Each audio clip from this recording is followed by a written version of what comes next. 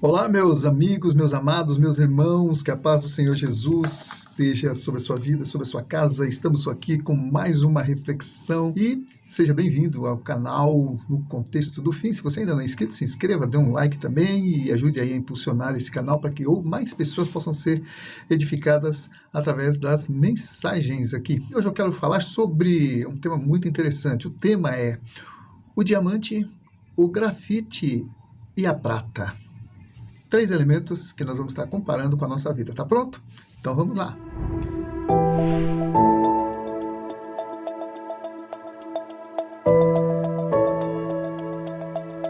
Olha só, em Tiago, capítulo 1, versículos 2 ao 4, diz o seguinte: Meus irmãos, tende por motivo de toda alegria ao passarde por várias provações, sabendo que a provação da vossa fé, uma vez confirmada, produz perseverança. Ora, a perseverança deve ter ação completa para que sejais perfeitos e íntegros e em nada deficientes. Pois é, nesse estudo nós vamos refletir sobre os processos de Deus para nos moldar com base no texto que acabei de ler. Vamos pontuar então algumas questões nesse aspecto, ok? Primeiro, uma pergunta: você já viu um diamante?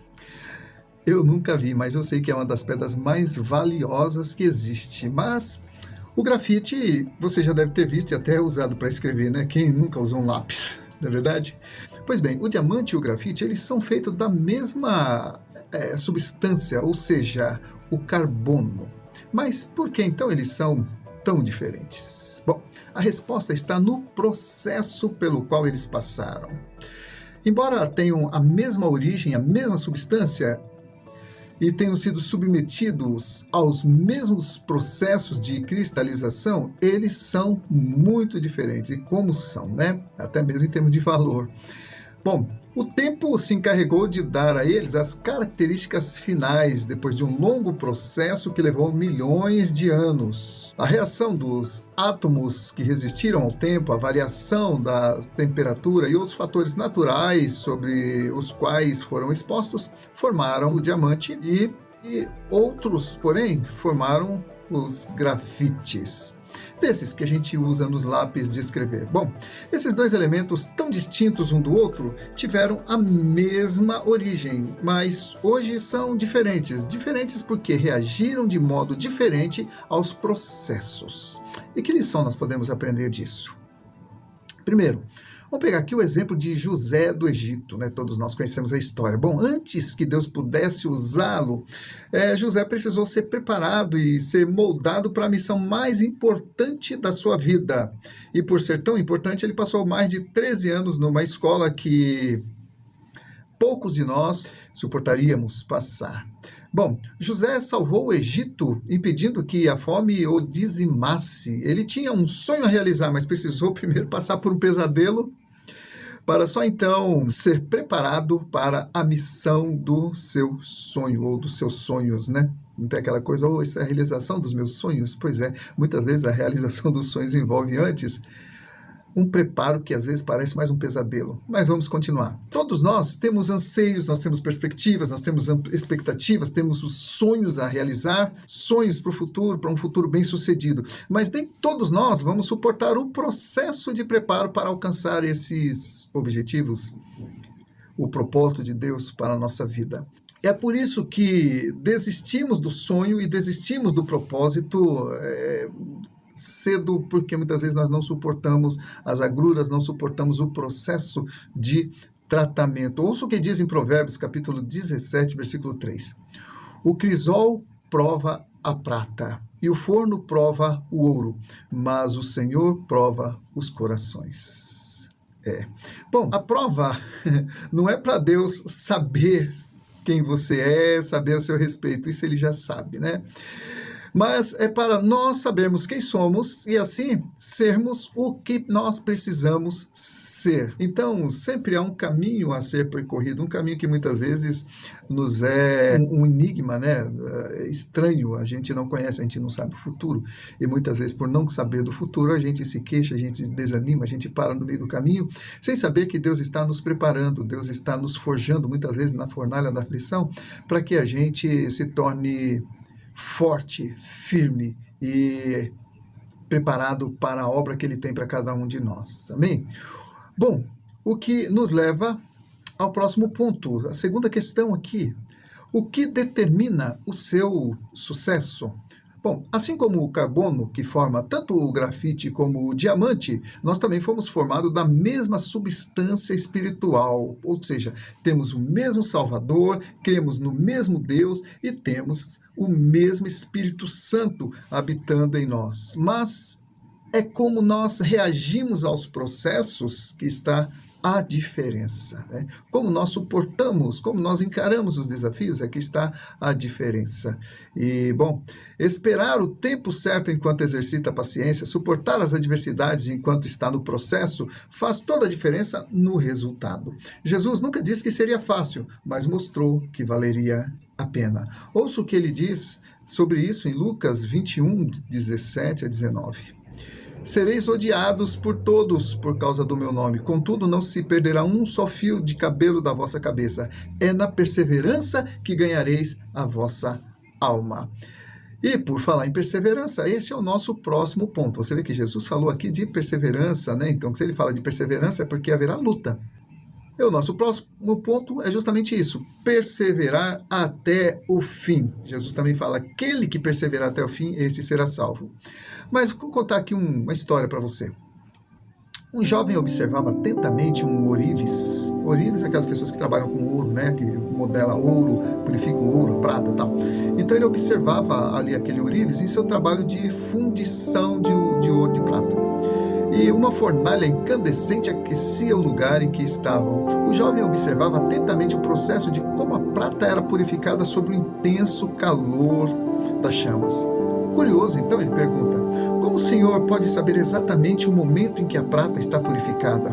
O velho Senhor sorriu para ele e disse, a prata estará purificada no momento em que eu puder ver meu rosto refletido nela.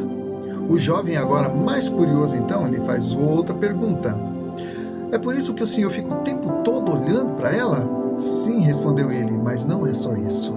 Veja, se eu descuidar e passar do ponto, eu perco a prata e todo o meu trabalho fica perdido. Então eu tenho que ficar o tempo todo olhando. Nesse momento, o jovem lembrou-se de um texto bíblico que dizia, olha só o que diz o texto, mas quem suportará o dia da sua vinda? Quem ficará de pé quando ele aparecer? Porque ele será como o fogo do ourives e como o sabão do lavandeiro.